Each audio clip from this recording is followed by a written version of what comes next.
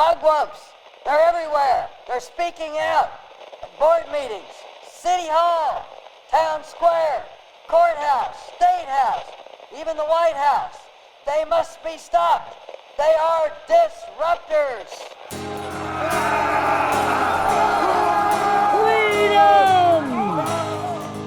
They're disruptors. Welcome everyone to Mugwump Media. Welcome to Disruptor Central. Kevin, are you doing okay? I'm doing fine.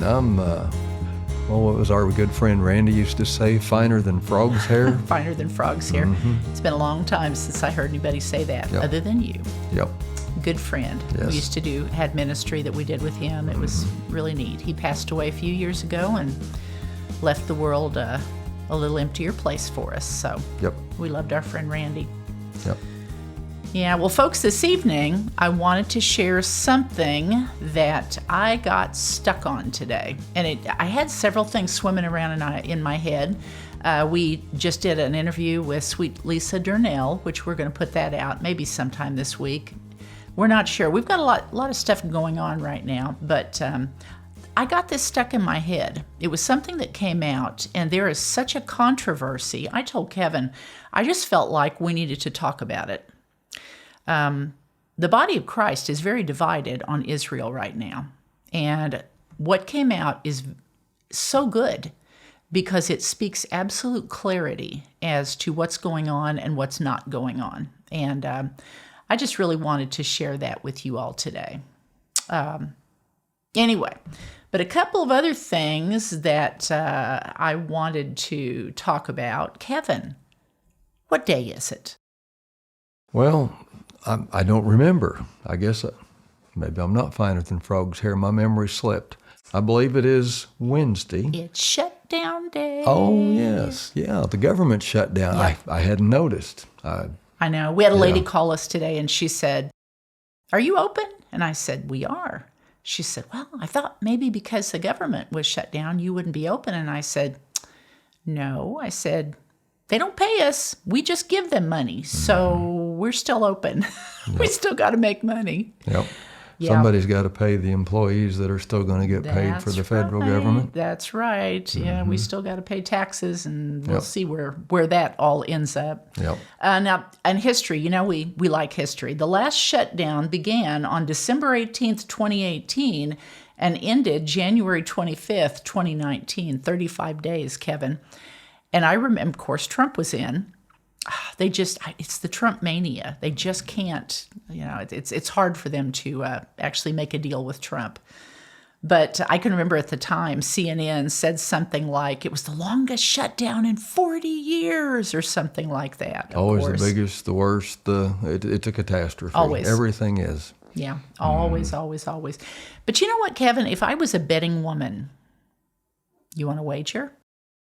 No. Well, let me hear what it's about first. I don't think it's going to last that long. Well, probably not. And if it does, well, our friend Mr. Trump, he has a way of making things work out to his advantage. Oh my gosh. Him and Russ Voigt, they had already planned out some of these people that I tell you, the Democrats are trying to shut it down over something that they voted for. Was it in March? The CR, the continuing resolution, it was the very thing that they voted for. It's like they keep slapping each other. I know. Well, they're wanting to put in extra funding for illegal aliens for health care. Well, I don't think that's going to be a popular position. No, they've become so unpopular with their voting base. It seems like that they're going to have to import some more in order to win anything. I tell you, why do you think they're doing that? It's a big circle, Kevin. It all comes around. Yep.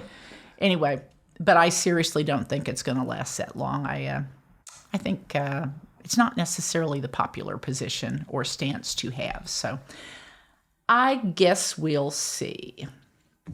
Now, and I've got some other stuff that we'll share, some news about, of course, you guys heard last week that what we'd long been waiting for, thank God nothing happened to RFK before it was released. They did bring bring out the truth, the things about what was causing the autism. And I actually have some information about that I wanted to share too, to kind of break down, and the medication that they've got they say is going to help with the symptoms of autism. So we'll talk about that later.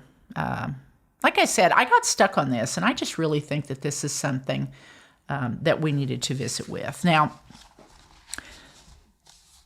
2 days ago, yesterday actually, maybe it was 2 days ago, this came out. This was printed September 30th. And I did something for you guys because I know sometimes people are like, well, you look at Gateway Pundit and you look at Fox News. Well, of course you're going to get, well, okay. So what I did is I held my nose and I went to Newsweek. I printed up Newsweek, Kevin. And that sounds desperate. I know. And I'm not going to read all the stuff that Newsweek put in the article just because you can only read it once, then I've had enough. Although this was pretty good. You guys heard that Charlie Kirk's letter to Netanyahu came out. He actually wrote a letter, and he wrote it right around Easter time, but he didn't get it to him till May. It took him a while, and it is long. Let me tell you, it is long. We're not going to read the whole thing tonight, but there was a few things that I really wanted you all to hear, and I think that it's very insightful. Man, we lost quite a guy with Charlie Kirk. He's brilliant. The information that he gave Netanyahu was helpful, and if Netanyahu takes it, it's gonna help him a lot to fight the information war that he is battling. Now, do I think that Israel is perfect? I don't. The Apostle Paul didn't think that they were perfect either. No. But you know what? They're God's children. He loved them first, and we're the ones that are kind of the adopted onto the branch, that grafted onto the branch of the tree. And whether you like everything they do or not, they're still our brothers. It's kind of like, I was telling one of my grandkids the other day, I said, you know what? You don't always like what your brother does or your sister does, but sometimes you just say, well, okay, that's what they're doing. They're still my family. Mm-hmm. So, and that's kind of how it is. But there is a lot of disinformation that has come out recently on social media, and that's the cause of a lot of problems.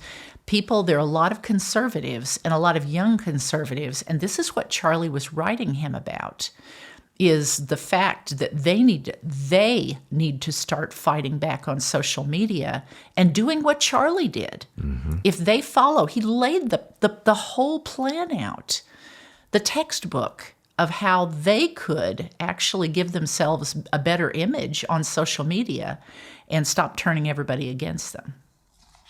Anyway, so this is Newsweek. Charlie Kirk's letter to Netanyahu revealed. Read in full. And I'm not going to, but I am going to read some of it. The first thing it talks about, it says, Charlie Kirk's letter to Israeli Prime Minister Benjamin Netanyahu has been published in full following accusations it had initially been misrepresented. Netanyahu quoted from the letter when he spoke, and of course this letter was released, he came out and read a little bit of it, like a few sentences of it. Like I said, it's long. But Netanyahu was trying to comment. He obviously liked Charlie Kirk. Everybody did. And he was it was a consolation letter, basically. Mm-hmm. So he came out and he said, he quoted from the letter when he spoke about Kirk in the aftermath of the assassination. But conservative podcaster Candace Owens, who was friends with Kirk, said Netanyahu did not give the proper context. The New York Post has published the full letter, prompting some commenters to say that Owens' narrative has itself been disproved. And I tell you, this has gone back and forth. You've had, it's got X reports of people saying, yeah, she's been completely disproven. And, some of them, of course, you've got stuff going back and forth always. The letter is a significant part of the ongoing conversation among conservatives. This is not even among liberals. This is among conservatives about Kirk's views on Israel and whether they were changing before he died. And that's what Candace Owens tried to say. She said that Charlie was that he was upset with them. After Kirk died, Netanyahu told Fox News that he was an extraordinary friend and said that Kirk wrote me a letter on May 2nd this year. He said now this is what that he's quoting Charlie. And I went back and I read it all, and what he's quoting is correct. Now, Charlie also kicked him in the rear, verbally speaking, and said, you know what, you need to stand up for your country and start posting some things on social media to get a better, so people will know the truth and that people will have a better view of Israel. He was concerned. He was very concerned for them. But what he posted was true. It was just some of the better stuff. He said he was an extraordinary friend. He wrote me a letter on May 2nd this year. He said, one of my greatest joys as a Christian is advocating for Israel and forming alliances to defend Judeo-Christian civilization. That's what he said. A few weeks before the tragedy, I called him. This is what Netanyahu said. And I invited him to Israel, and sadly, that visit will not take place. Period. That was pretty much, it wasn't a very long video, and that was pretty much what he said, just a consolation. Owen said during her podcast episode on September 15th that Netanyahu was severely misrepresenting the letter.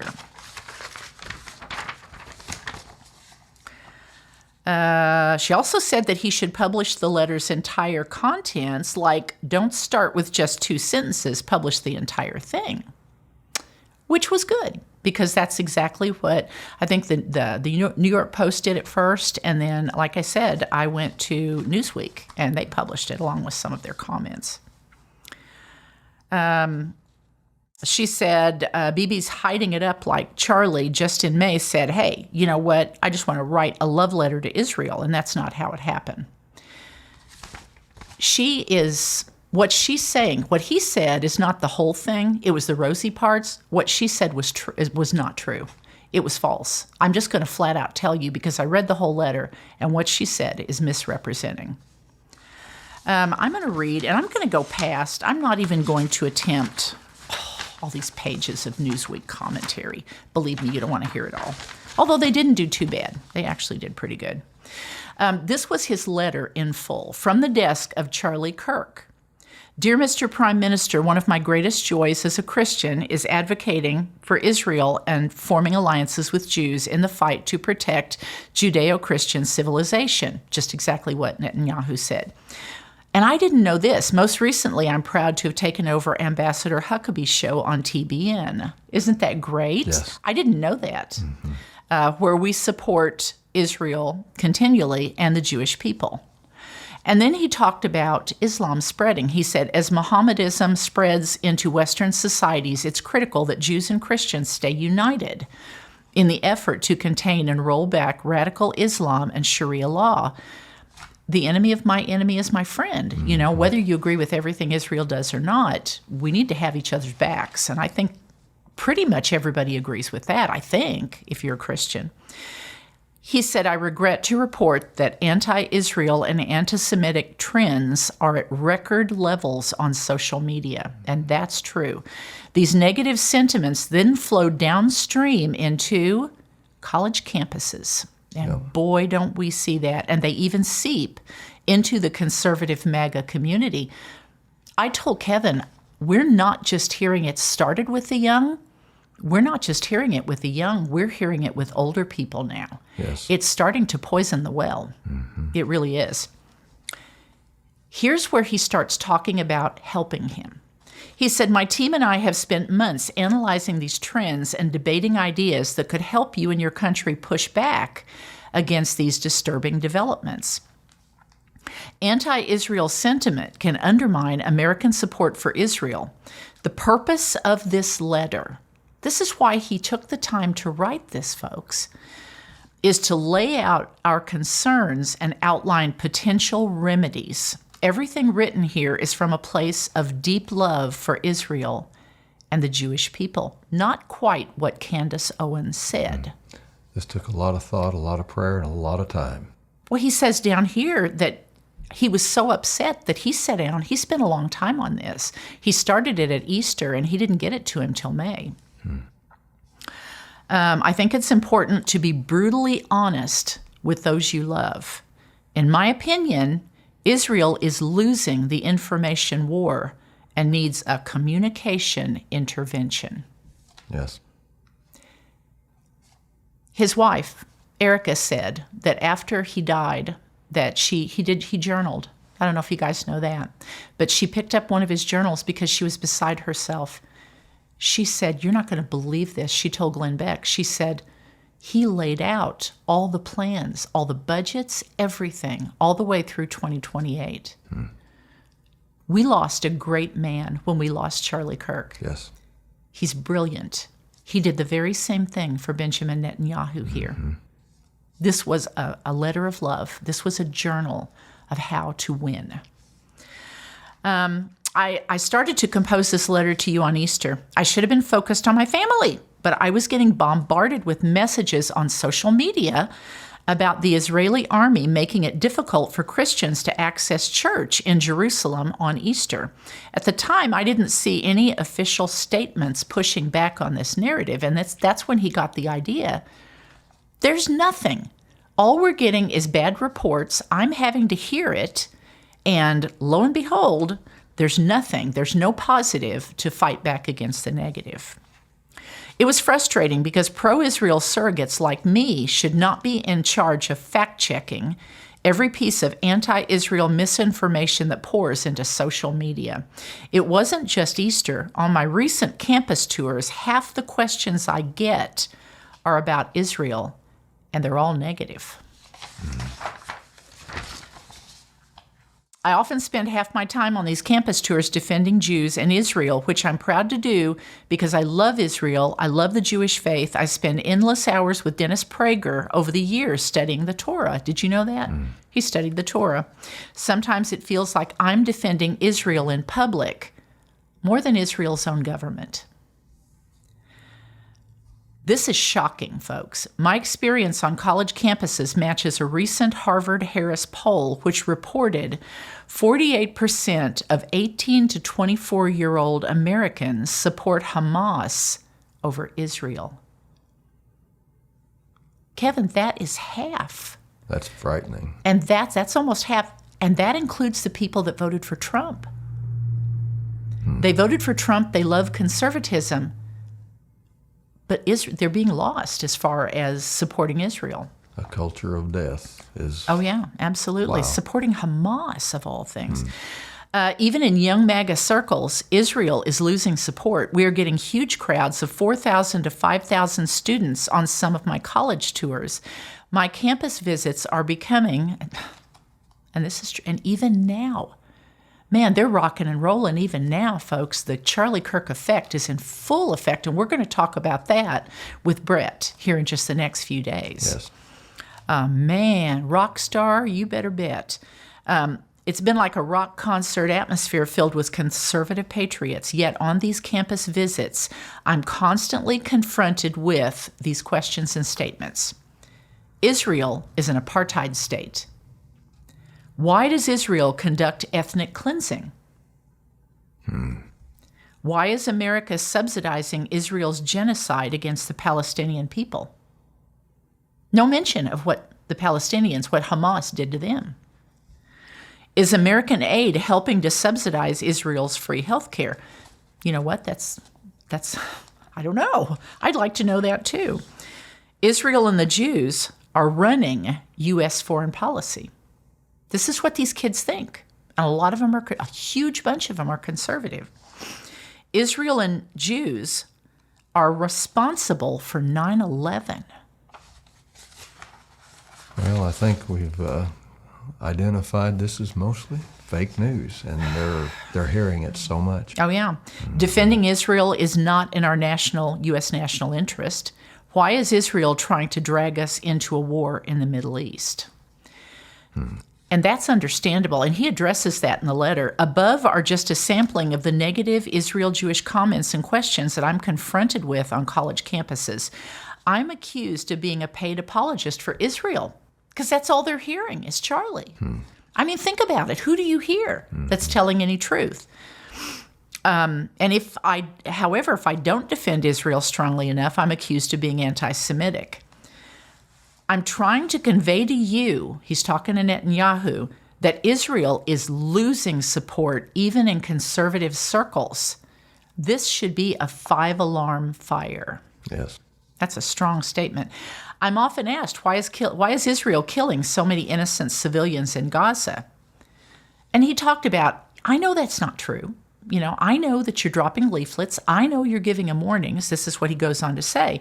But then he says, but 90% of the younger generations get their news from social media and podcasts, and there is very little pushback or fact-checking by the Israeli government and or pro-Israel supporters in the media, especially social media.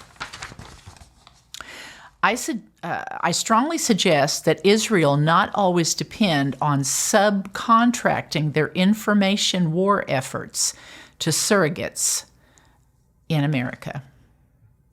Yep. And that's what they're doing. Mm. And anybody that stands up for them anymore, you're always going to have at least a few people in the crowd that are going to say, well, they're just mean to the Palestinians. They're mean to Hamas. Forget the fact of what Hamas did to them. He said, Mr. Prime Minister, I urge you to revamp, in big letters, your information warfare strategy from top to bottom. I urge you to consider that social media and podcasts are where you fight for the hearts and minds of the younger generation, not just there, but in America. Yes. And he talked about Free Palestine sentiment on colleges and campuses. This is where it came from. Here are some unsolicited recommendations that my team, this is the part I love. He's brilliant. If this was a business model, this would be the model to have a successful business. And this is exactly what he did for him. 7 points. And again, I cut a lot of it. But this is wonderful. I'm so impressed. And we've been in business for over 40 years, and he is right to the point. And if he does this, if Netanyahu does this, I think that he'll be effective. He'll actually be able to start making some headway. I've not seen anything yet. Number 1, for starters, you need a rapid response media team. And who does he point to? Trump. He said President Trump does this very effectively on social media with his own account and his White House Response 47 team. And he even goes on to tell him that he needs to do something called promote your content on Israel-operated social media channels and website. Use some of your funds to start the Israel Truth Network. Truth Social, basically an Israeli Truth Social, ITN. He said, you're an eloquent defender of Israel, sir, but you need a team of information warriors out there pushing back every day on every form of media. Number 2, I strongly recommend putting together a team of pro-Israel experts who can fact-check information in real time from Israel. Israel needs to take the lead effort, no more dependence on subcontractors like Charlie. That's what he's talking about. You lead, and people like me will follow and give supplemental support. If you're open to revamping your communication strategy, my team and I are happy to assist. Of course. Yes. Charlie offered help. That's a friend. That's a friend. That's an ally. Number 3, you need something perhaps like an Israel Truth Network, which is what he had already mentioned, which can include social media channels, one-stop source of information. And the reason he was saying this and emphasizing it, he said, where, for example, all the negative Israel questions that I get can be thoroughly debunked if all you have is one spot where I can send people to, because he's literally having to argue over and over and over with everybody, that comes up and asks him questions, sometimes venomously, and he's having to defend, whereas he could have information that he could hand out. He could have an app or a website that he could send them to that would pre-answer all of those questions and actually defend. Yes, in the buzzwords. Absolutely. And he said that it could also be a conduit to groups like Hillel and Jewish educators like Dennis Prager, who's excellent. There could be links to books, podcasts, media personalities, and pro-Israel leaders. Number 4, have you considered, oh my gosh, this is the best. This is it. Have you considered inviting some of the released hostages to go on speaking tours in the U.S.? Do you remember all the pictures? These kids don't know because they didn't see it. Yep. The pictures of the women with stuff running down their clothing from all the raping and the horrible things, and that they'd throw them in trucks and jeeps and drive them off. The horrible videos that were put online. I mean, the stuff they did to babies. Absolute evil on display. These kids don't know. These people don't know because the media is so lopsided. Just because you don't agree with Israel, please understand that what Hamas did was pure evil. Pure evil. And they'll do it again if they get the chance. Absolutely. And if they get these people out on tour and have them talk, can you imagine? The only problem that Trump and the Republicans are really having with now is young women. There would not be a dry eye in the house if these women that had been sodomized and raped repeatedly, if they came and actually shared their stories and what happened to their children.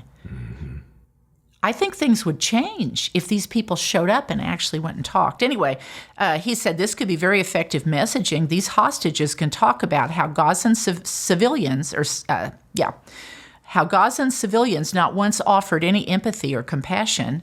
And of course, President Trump talked about it.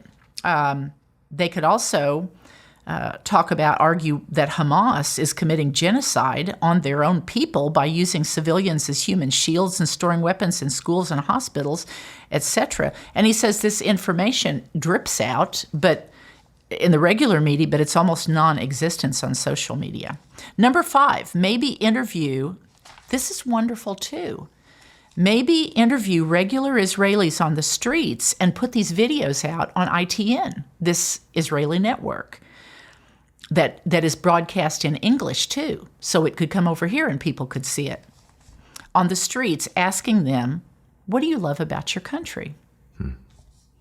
Get to know who the Jews are, and not just the Jews. Folks, a huge portion of Israel is not just Jewish people. Even their, I can't remember the name of it, their legislature, I can't remember what it's called. It's not just Jews. No. They have all different nationalities. And did you know that these people, not just the Jews, fight for the IDF? These other people that are from other countries do also. Interview Jews, Israelis, Arabs, Druze, Orthodox, secular, etc. Ask Israelis what they wish the world knew about Israel. Yes. And you know what? That would build a link between America and Israel, and it would increase Jewish pride too, yes. I think. This is a wonderful idea. Wonderful. Explain in their own words. Let them explain in their own words how Israel is a pluralistic society, a free country with elected leaders. Why not show how your hospitals take care of wounded terrorists? Why not show clips of Israel dropping flyers? You know, to get people out of harm's way. Let them know. Let people see what's going on. And I love this too. This was great advice. You notice you don't see the Israelis doing a whole lot of stuff for us.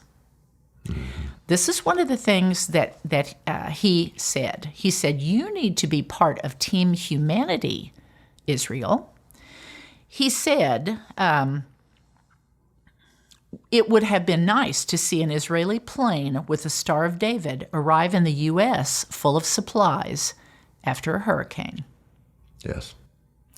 Has Israel offered assistance to the U.S. insofar as technology to protect our border or with the defense shield President Trump has discussed?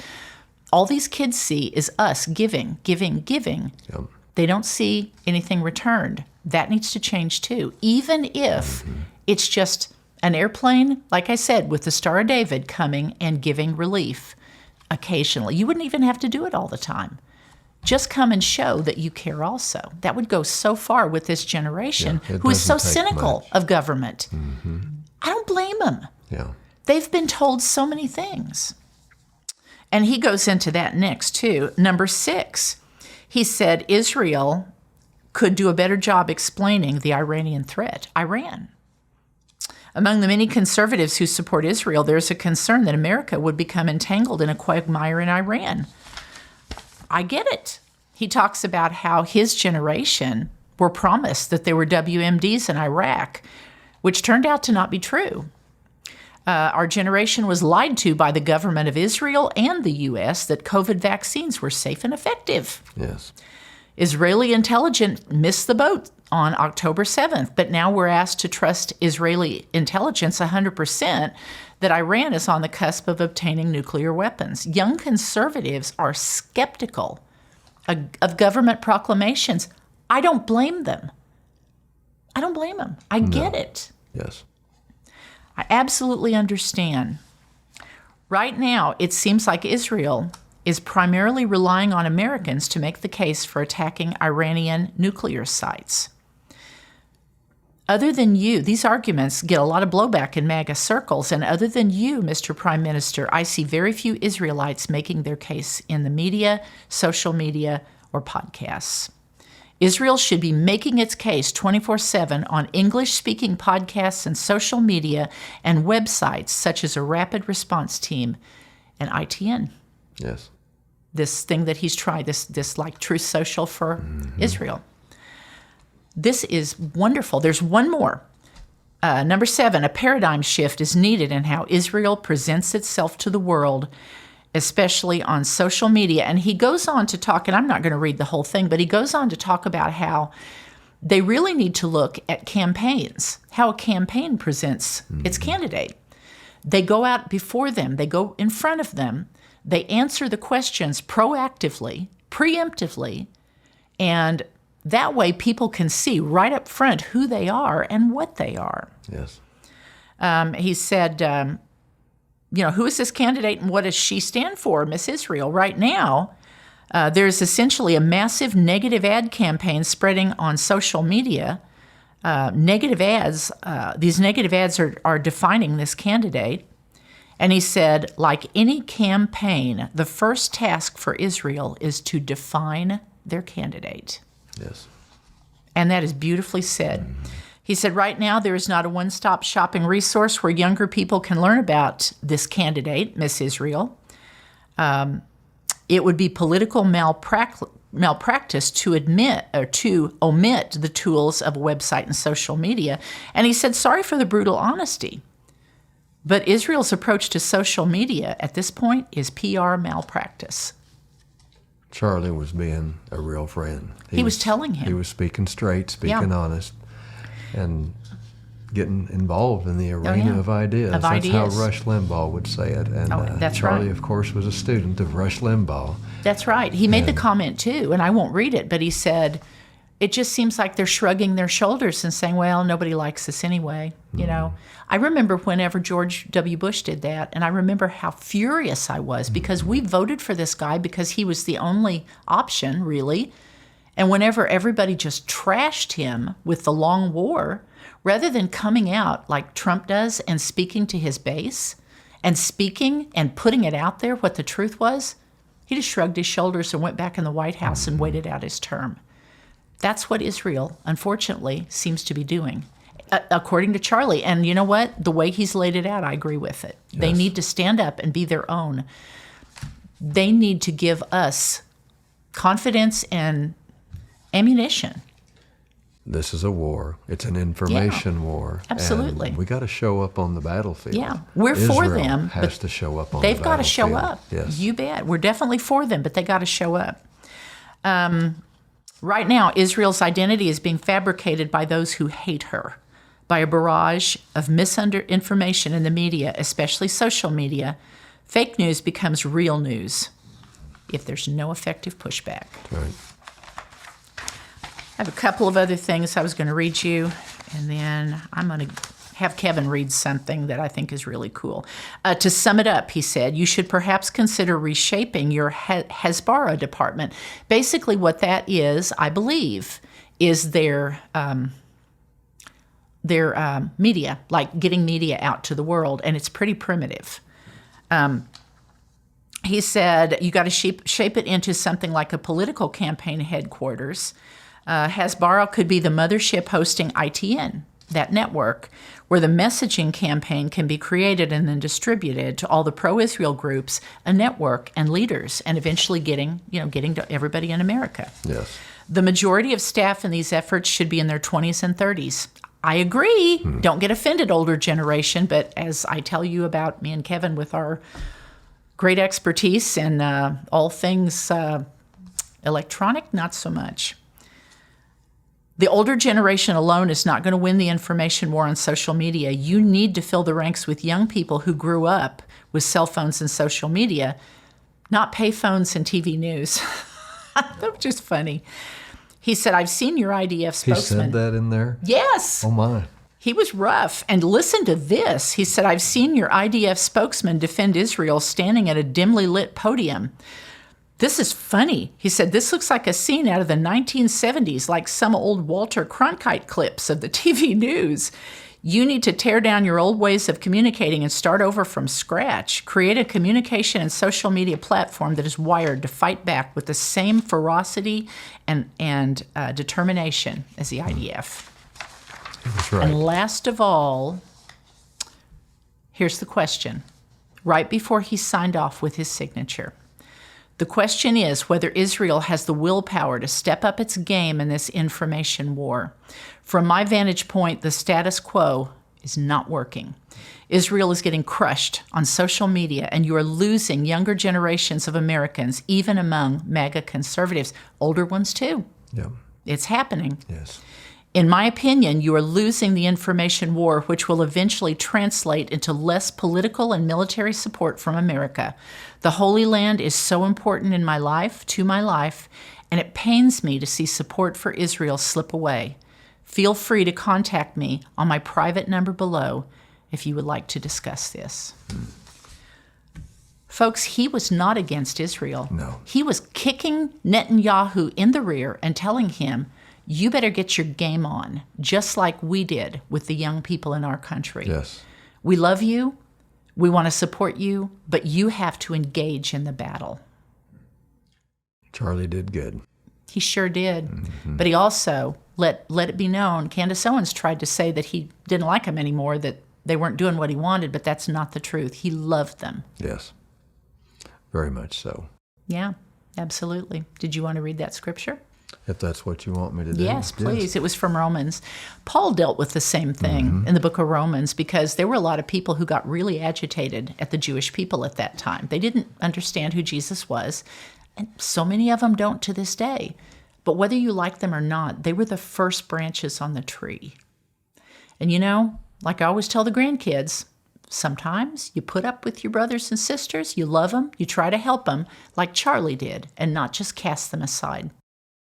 I went ahead and looked it up and printed it out in the translation That's good. that you're very fond of, the The Living hippie Bible. That's right. Romans 11, verse 11, of course, this is the words of Paul. I ask then, has God rejected and deserted his people, the Jews? Oh, no, not at all. Remember that I myself am a Jew, a descendant of Abraham, and a member of Benjamin's family. No, God has not discarded his own people whom he chose from the very beginning.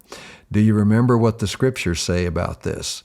Elijah the prophet was complaining to God about the Jews, telling God how they had killed the prophets and torn down God's altars. Elijah claimed that he was the only one left in all the land who still loved God. I have heard that so much in the last few months. I'm the only one that sees and has, well, anyway. I know. Elijah claimed that he's the only one left in all the land who still love God, and now they were trying to kill him too. And do you remember how God replied? Pretty important what God has to say. God said, no, you are not the only one left. I have several thousand others beside you who still love me and have not bowed down to idols. Charlie Kirk, he saw the thousands, and he was out speaking to them. And we need to fill those shoes. You know? And he's trying to make Yes. thousands in Israel. He Absolutely. gave them the playbook, Absolutely. and he said, Netanyahu, you guys get busy. Yes. You speak to those young people. Yeah, very good. Exciting times, and we need to step up, and we need Yeah. to listen to what Charlie said. And there's young Oh, people yeah. out there that have the same wisdom and discernment, and we need to Yeah. start helping them. We need to support them. We Yeah, need to start absolutely. doing the right thing because it's the right thing to do, Yep. and get behind these young people. I haven't seen anything. This was May when he got it, and I haven't seen anything that's come up on social media, but they need to do it because Yes. Charlie was absolutely right. He gave them the playbook. Yes. So hopefully they listen.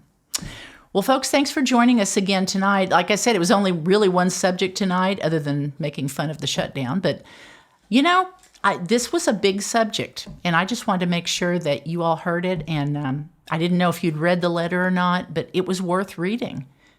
Charlie was amazing. Yes. He really was. I hope the sun comes up tomorrow. You think it will? Well, the government tries to control everything. I hope they didn't get control of that while Biden was in. That would be kind of disappointing if the sun got put out. Right. Yeah. Well, in the meantime, folks, we hope that you all have a wonderful evening. And remember, like, share, and subscribe. Get some of this good information out. And remember, come back and visit us next week. Come on in. Join Kevin and Juanita here in the studio. Take your shoes off, get you a cup of coffee, glass of tea, whatever you prefer, and bring some others with you. Make sure you share it to folks that you think would enjoy the information, and maybe some that maybe just need the information. I don't know. And when you come and see us, folks, we're always going to do our very best to bring you more information, more conversation, hopefully encouragement. Encouragement is huge. And we always promise that we're going to try to keep you informed, inspired, and always independent. God bless.